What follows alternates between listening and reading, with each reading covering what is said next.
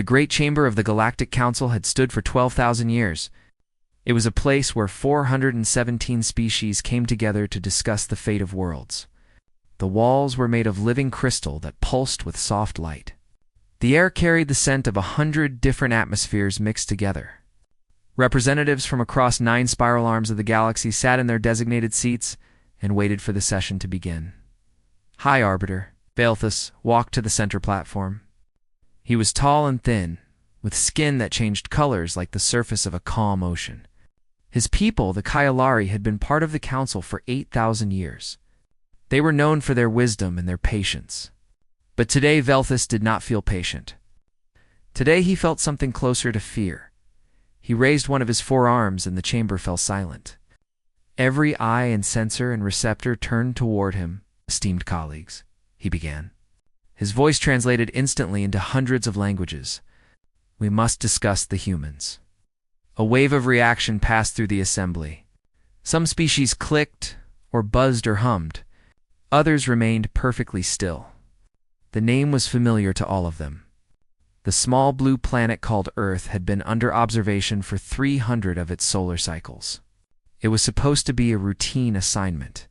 Young species were discovered all the time. They were watched and studied, and eventually either destroyed themselves or grew wise enough to join the galactic community. It was how things had always worked, but the humans were different. "Observer Tarn," Balthus said, "please present your findings." Gun Kailari stepped forward. Tarn had spent 40 cycles watching Earth from a hidden station beyond the range of human detection. He had monitored their broadcasts and studied their behavior and tracked their progress. What he had discovered had forced this emergency meeting. Tarn activated the holographic display.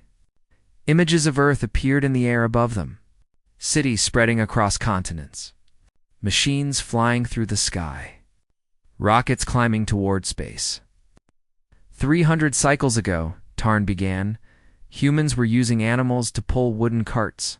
They communicated by carrying written messages from place to place. They believed the stars were lights fixed to a dome above their world. He changed the display. Now it showed modern Earth with its glowing networks of electricity and its satellites orbiting overhead. Today, they have split the atom. They have walked on their moon.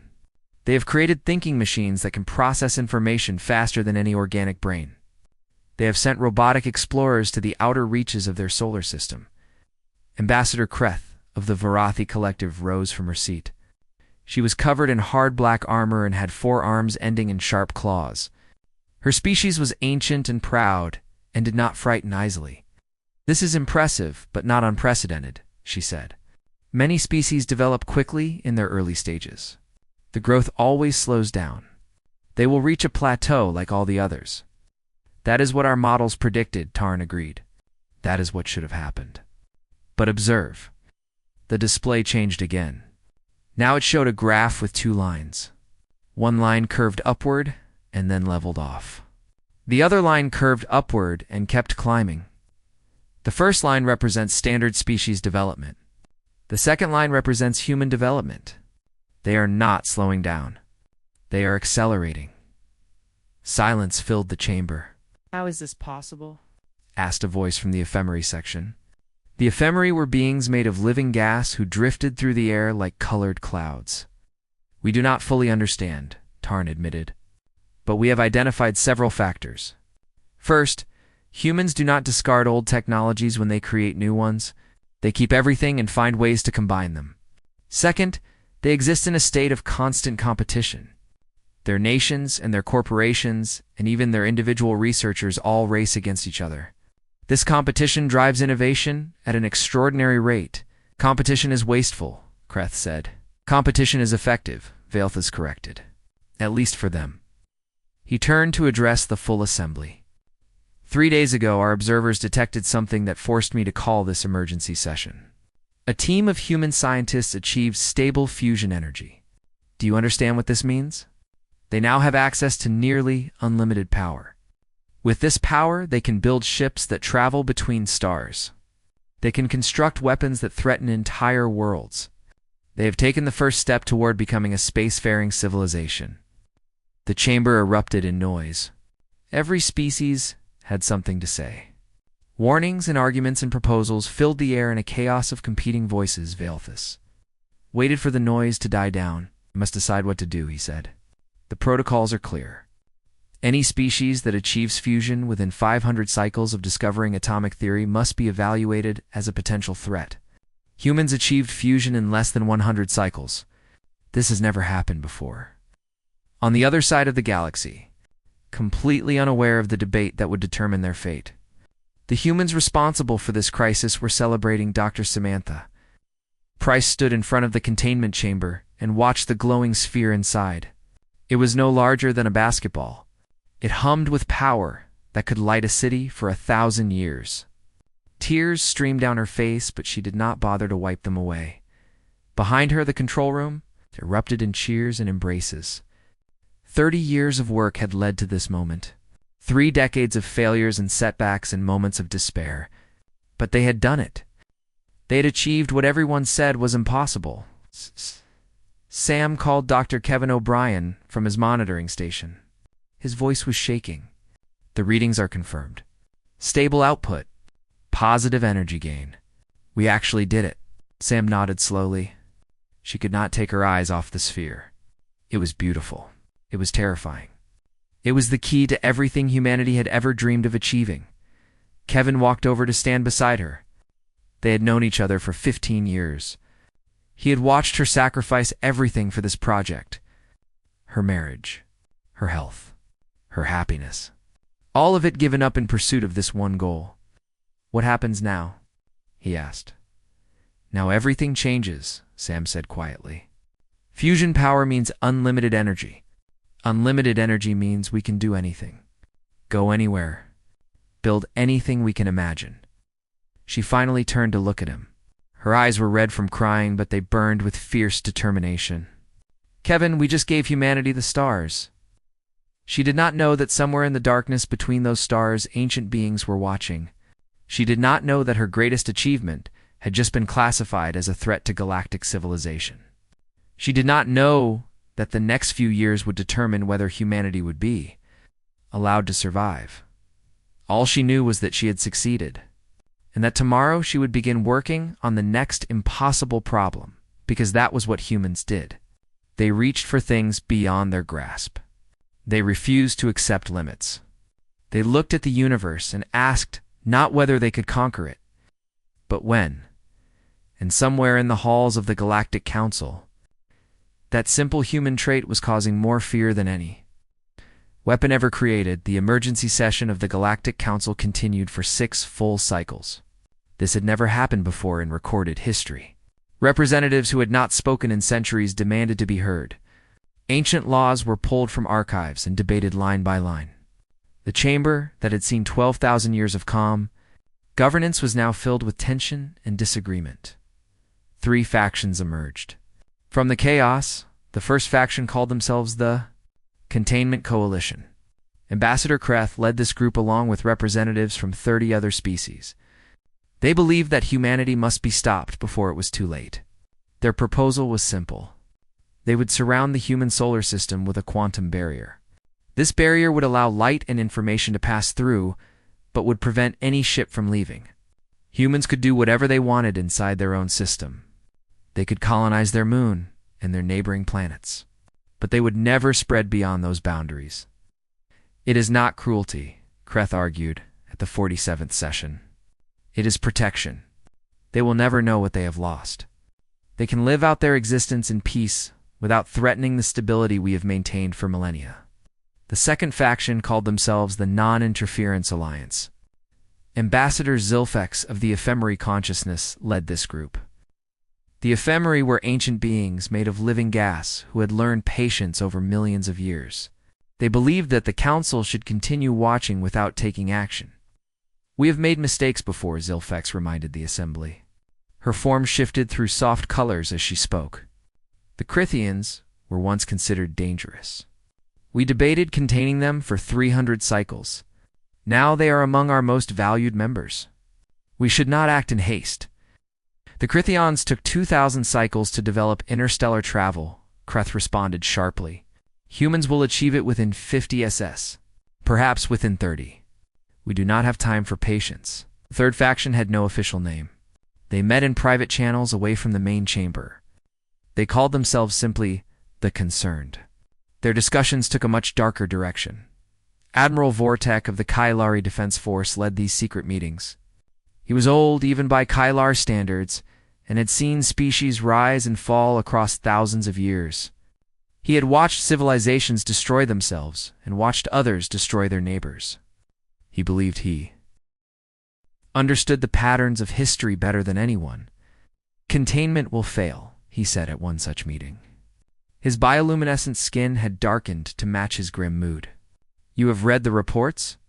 These humans escaped their own gravity by strapping themselves to controlled explosions.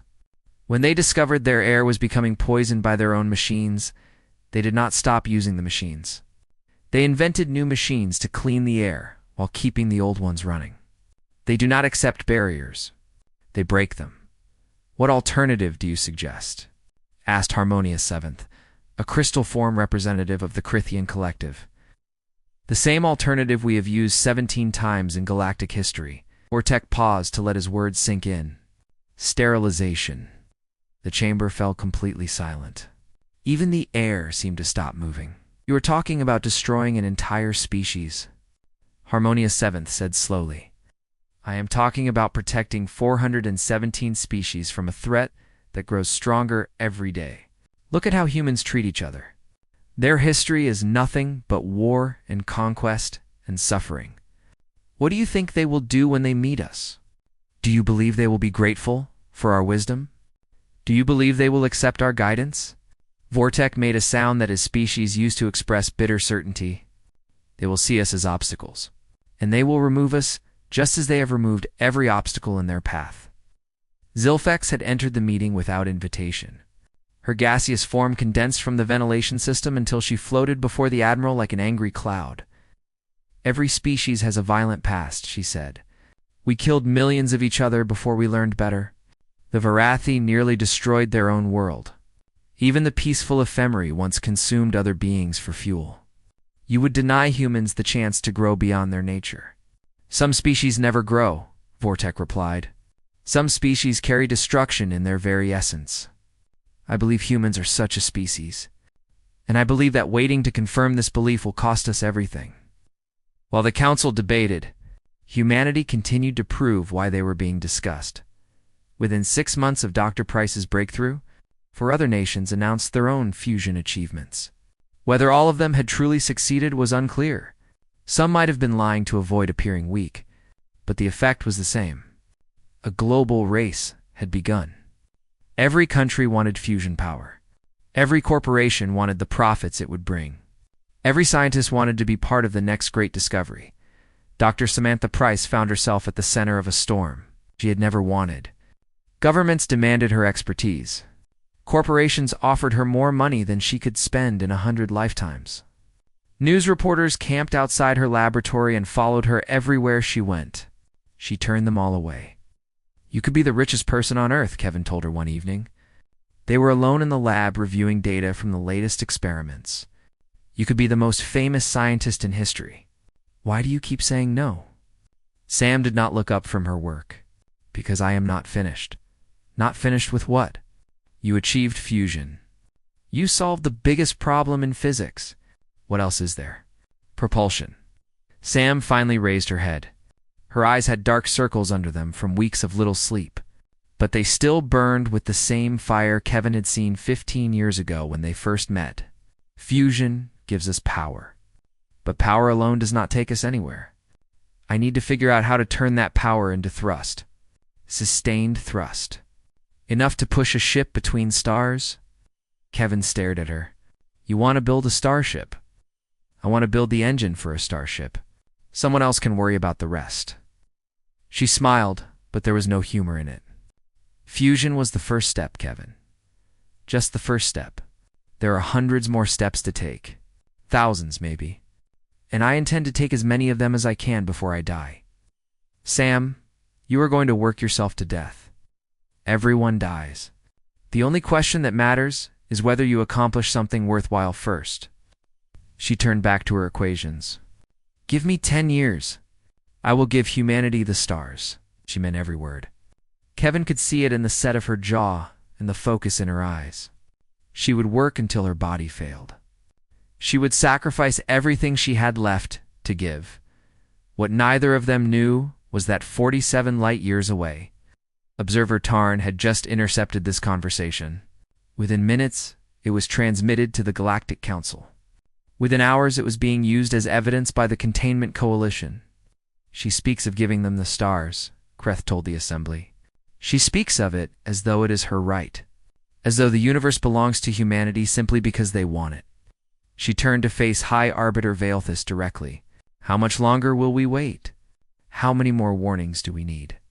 The time for debate is over. The time for action has come. Veilthus said nothing. He simply stared at the holographic image of Dr. Samantha Price and wondered what it felt like to want something so badly that you would give your life for it. His people had stopped wanting things like that long ago. They had achieved stability and comfort and peace. They had stopped reaching for impossible dreams. Perhaps that was why the humans frightened him so much. They reminded him of something that Kailari had lost, and he was not sure if that something was dangerous or precious. High Arbiter Veilthus made his decision on the morning of the 50th session. He had listened to every argument. He had reviewed every piece of evidence. He had consulted with advisors from 17 different species. He had spent long nights alone in his chambers, staring at images of Earth and wondering what kind of future awaited the galaxy. The Containment Coalition wanted barriers. The Non-Interference Alliance wanted patience. The Concerned wanted extinction. Veilthus rejected all three proposals. We will speak to them, he announced to the shocked council. We will go to Earth and meet with their leaders face to face. We will explain the situation and offer them a choice. The chamber erupted in protest. Ambassador Kreth was the first to find her voice. The protocols forbid contact with species that have not achieved interstellar travel, she said.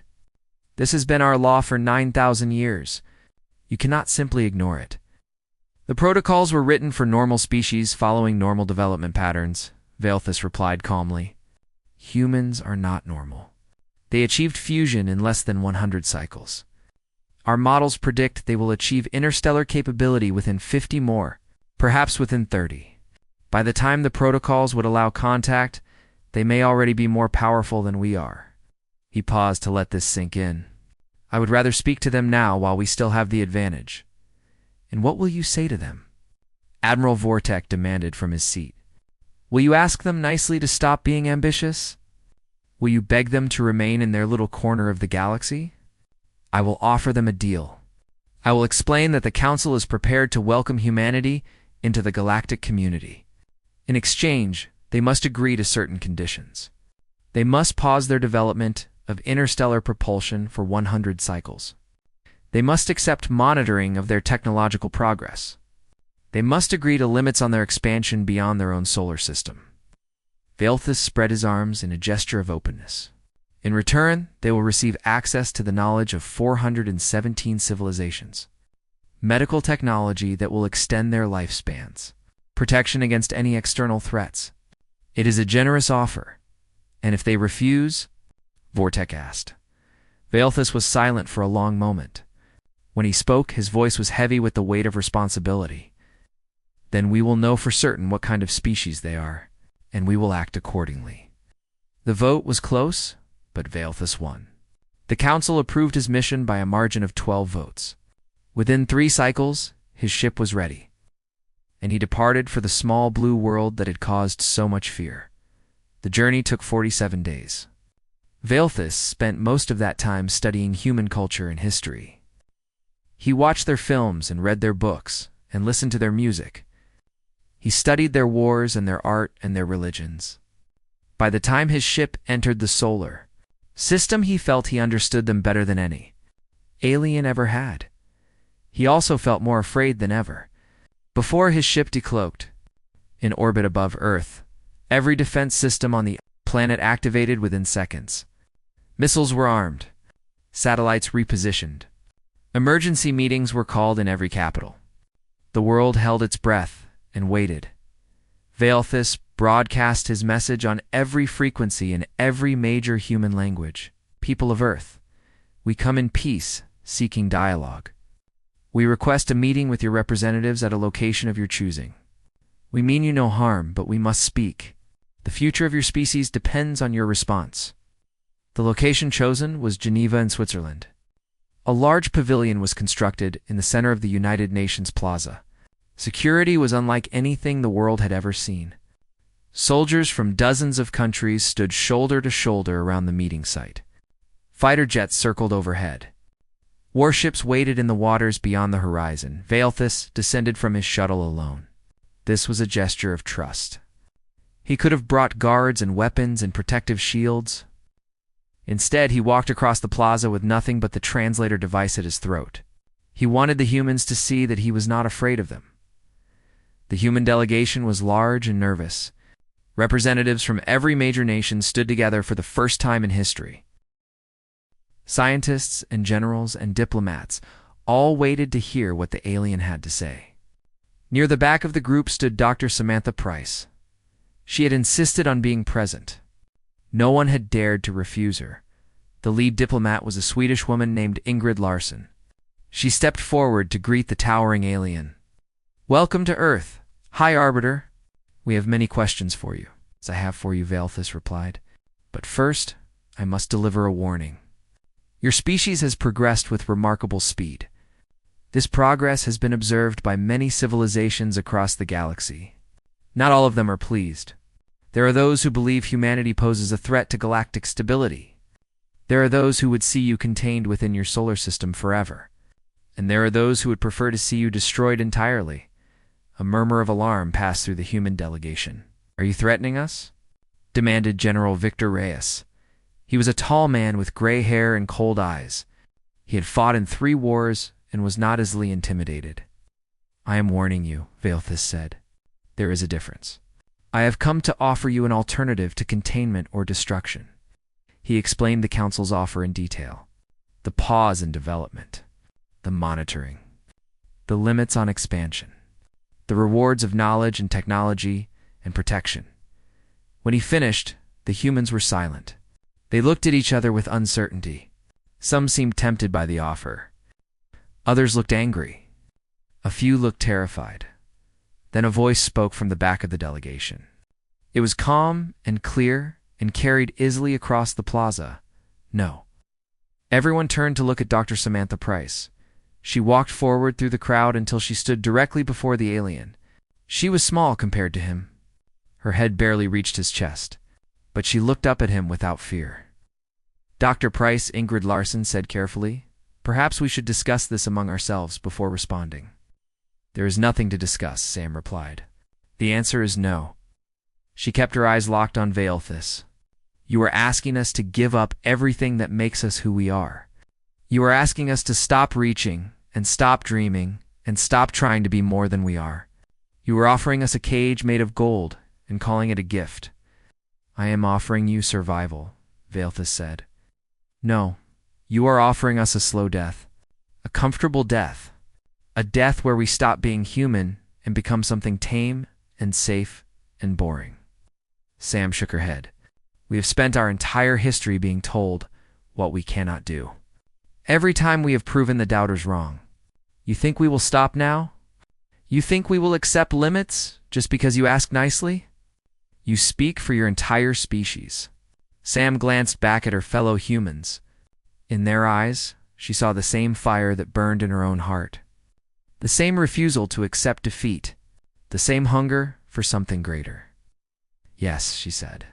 "On this matter, I believe I do." "Then you choose conflict over peace. We choose freedom. If that means conflict, then so be it." Veilthus stared at her for a long time. He had studied humans for 47 days. He had thought he understood them. But looking into the eyes of this small, fierce woman, he realized that his studies had taught him nothing. No species had ever refused the Council's offer before. None had ever dared until now. Veilthus turned to the Galactic Council with news that surprised no one who had studied humanity. They had refused the offer.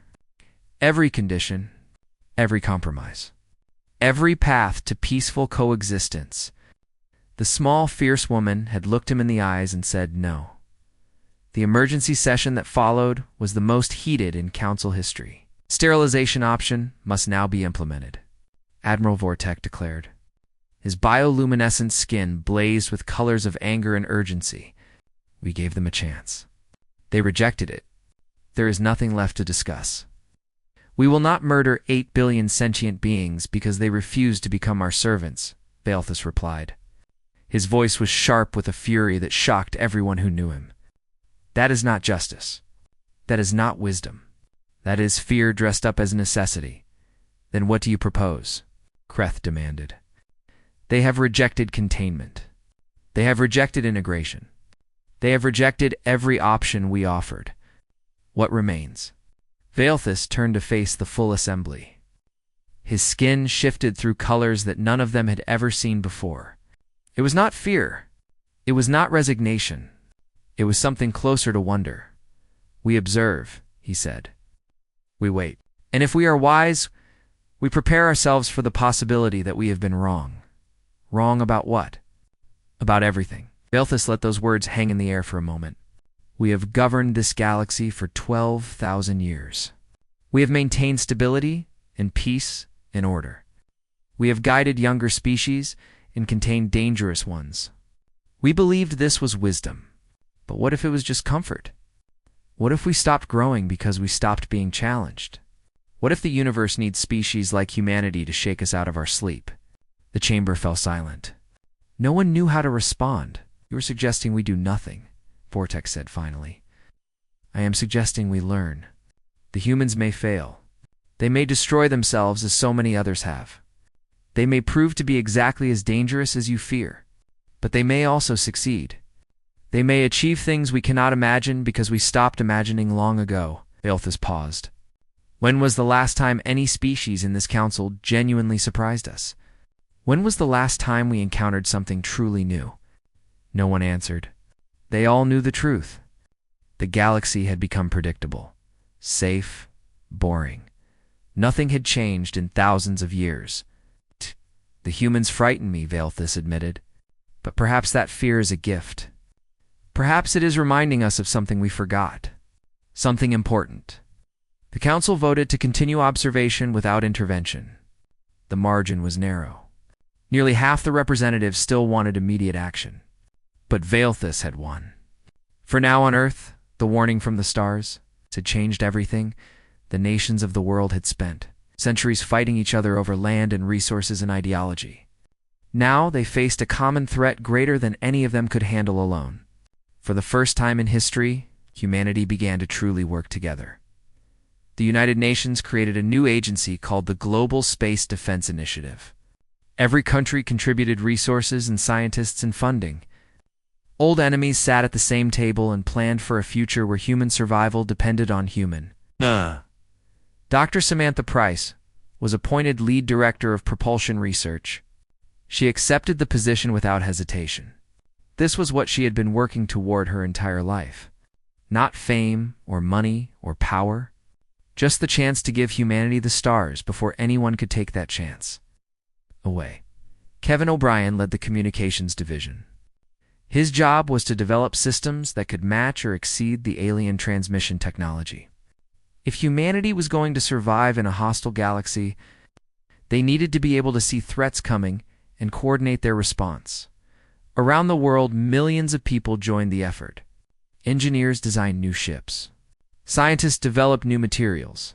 Factories that once built weapons now built components for spacecraft. Schools added new courses on physics and astronomy. Children who had once dreamed of being athletes or actors now dreamed of being astronauts and explorers. The aliens watched all of this with growing concern. They are not fighting each other anymore. Observer Tarn reported to the council. They have unified in response to our warning. Every nation is contributing to their space program. Their rate of development has increased by a factor of 3. We warned them and made them stronger, Kreth said bitterly. This is what comes from talking instead of acting. Or perhaps this is what they were always capable of, Zilfex suggested. Perhaps they only needed a reason to stop fighting each other. 3 years passed, then 4. Then 5. Dr. Price worked 18 hours a day. She slept on a cot in her laboratory. She ate meals without tasting them. She pushed her team harder than any of them had ever been pushed before. And slowly, miracle by miracle, they made progress. First, they solved the containment problem. Fusion engines produced enormous heat. Previous designs had melted within seconds of activation. Sam's team developed a magnetic bottle that could hold the reaction, stable indefinitely. Then, they solved the thrust conversion problem. Raw energy meant nothing if you could not turn it into movement. Sam designed a system that channeled fusion power into coherent thrust with 97% efficiency. Nothing like it had ever existed before. Finally, they solved the acceleration problem. A ship that could only speed up slowly was useless for interstellar travel. Sam invented a new type of engine that could push a vessel to 10% of light speed within hours instead of months. On the morning of the 5th anniversary of Velthus's visit, Sam stood before the United Nations General Assembly. She looked older now. Her hair had turned gray. Her face was lined with exhaustion, but her eyes still burned with the same fire. "Distinguished representatives," she began. "5 years ago, an alien stood in this city and told us we were a threat to the galaxy. He offered us a choice between freedom and safety. We chose freedom. Today, I am here to tell you that choice was the right one." She activated a holographic display. An image of a sleek silver ship appeared above the assembly. "This is the Horizon. It is the first true interstellar vessel ever built by human hands. Yesterday, it completed a test flight to Mars and back. The journey took 11 days. With continued development, we will reach 10% light speed within 2 years, 20% within 5. Alpha Centauri within a human lifetime." She paused to let the words sink in. "The stars are no longer a dream. They are a destination. And no one will ever cage us again." The assembly erupted in cheers and applause. People who had spent their lives as rivals embraced each other. Tears flowed freely. For one shining moment, all of humanity was united in triumph. 47 light-years away, observer Tarn transmitted the news to the Galactic Council. The response was immediate panic. 5 years, Kreth said in disbelief. It took them 5 years to go from basic fusion to interstellar capability. The fastest any species has ever achieved, this was 800 years. "They were motivated," Velthus said quietly. He was staring at the image of Dr. Price with something that looked almost like admiration. "We threatened them, and they responded by becoming exactly what we feared." "What do we do now?" Vortek demanded. Velthus did not answer immediately. He was thinking about the small, fierce woman who had refused his offer. She had promised to give humanity the stars. And against all odds, she had kept that promise. Perhaps the universe was about to become a very different place. The first human ships arrived in Kylar Space 8. Months after the Horizon completed its test flight, they came in a fleet of 12 vessels. Each one was sleek in silver and humming with power that the Council had never seen before. They did not come as invaders with weapons ready. They did not come as beggars asking for mercy. They came as equals, demanding to be treated as such. High Arbiter Velthus received the transmission requesting a meeting. He did not hesitate. He boarded his personal shuttle and flew out to meet the human fleet in neutral space. His advisors warned him that it might be a trap. He ignored them. Something told him that the humans wanted to talk. And after 5 years of watching them prove every prediction wrong, he was curious to hear what they had to say. The lead human ship was called the Endeavor. It was larger than Velthus had expected. The design was elegant in a brutal sort of way. Everything about it spoke of purpose and efficiency. There was no decoration, no wasted space. Every line and curve existed to serve a function. Captain Daniel Price welcomed Velthus aboard personally. He was a young man with dark hair and bright eyes. His uniform was simple and clean. He moved with the easy confidence of someone who had never learned to doubt himself. "Thank you for coming, High Arbiter," Daniel said. "My aunt sends her regards." "Your aunt?" "Dr. Samantha Price. She designed the engines that brought us here. She wanted to come herself, but her health does not allow for space travel anymore. Daniel smiled with obvious pride. She told me to tell you that she kept her promise. Valthus remembered the small, fierce woman who had refused his offer 5 years ago. She had promised to give humanity the stars. And here was her nephew, standing in a ship that had crossed 47 light-years to prove her right. She certainly did, Valthus admitted. Your species has achieved what we believed impossible. You have matched our technology in 5 years. In some areas you have surpassed it. I must ask the obvious question. What do you intend to do now? Daniel led Valthus to the observation deck. The stars spread out before them in endless patterns of light. Somewhere out there were worlds that no one had ever visited. Mysteries that no one had ever solved. Wonders that no one had ever seen. We came to ask you a question, Daniel said. 5 years ago, you gave us a choice. Safety or freedom? We chose freedom. Now we want to offer you the same choice. Valthus tilted his head in confusion. I do not understand. Your council has governed the galaxy for 12,000 years. You have maintained stability and peace. You have managed younger species and contained dangerous ones. But when was the last time you discovered something new? When was the last time you explored a region of space that no one had ever visited? When was the last time you felt truly alive? The questions struck Valthus like physical blows. He had asked himself these same questions many times over the past 5 years. He had never found good answers. We are offering you a partnership, Daniel continued. Not as masters and servants.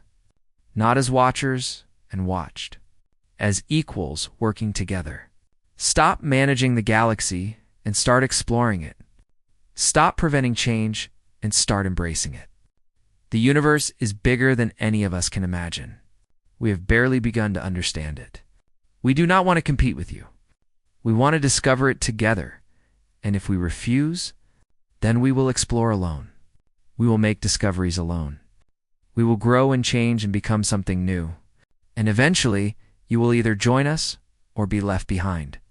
Daniel turned to face Valthus directly. Not because we will attack you, not because we will force you, but because standing still is its own kind of death. We are offering you the chance to live again. Valthus was silent for a long time. He thought about his people and how they had stopped dreaming centuries ago. He thought about the council and how it had become a machine for preventing change rather than creating it. He thought about the 12,000 years of stability that suddenly felt more like 12,000 years of slow decay. I must bring this before the council, he said finally. There will be debate. There will be resistance. Many will never accept what you are offering. We know. We are not expecting miracles, but some will accept. Valthus felt something stirring in his chest. Something he had not felt in a very long time. It took him a moment to recognize it as hope.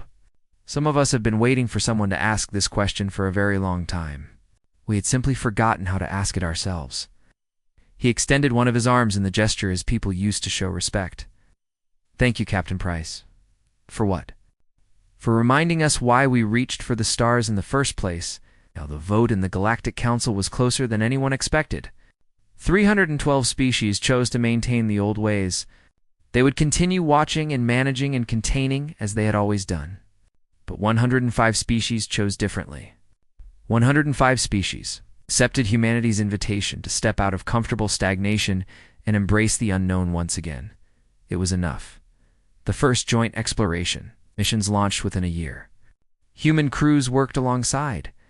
Kylari and Ephemeri and Crithians and a dozen other species who had rediscovered something they had lost long ago. The thrill of not knowing what came next. The joy of asking questions without knowing the answers. The simple, wonderful terror of facing the unknown. Dr. Samantha Price watched the launch from her home on the California coast. Her body was failing now. The years of endless work had taken their toll. But her spirit remained unbroken. Kevin sat beside her in a chair that matched her own. They were both too old for space travel. But they were not too old to dream. We did it, Kevin said softly as the ships rose toward the sky. We did something, Sam corrected him. The real work is just beginning. Those ships are carrying the first generation of true explorers. Their children will go farther. Their grandchildren will go farther still. 1,000 years from now, humans will be living on worlds we cannot even imagine today. Are you ever satisfied? Sam considered the question carefully. She watched the ships disappear into the bright blue sky. She thought about everything she had sacrificed to reach this moment. The marriages that had failed. The friendships that had faded. The years of loneliness and exhaustion and doubt. No, she said finally. But I have learned that satisfaction is not the point. The reaching is the point. The trying is the point. The moment you stop wanting more is the moment you start dying. She closed her eyes and let the warmth of the sun wash over her face. She was tired. More tired than she had ever been. But she was also at peace. Above her, the universe waited. It was no longer a threat to be feared or a barrier to be overcome. It was a question to be asked again and again forever, and humanity, as always, was eager to find the answers. Kevin reached over and took her hand. They sat together in comfortable silence as the last echoes of the launch faded away. Two old friends who had helped change the course of history. Two small humans who had refused to accept limits.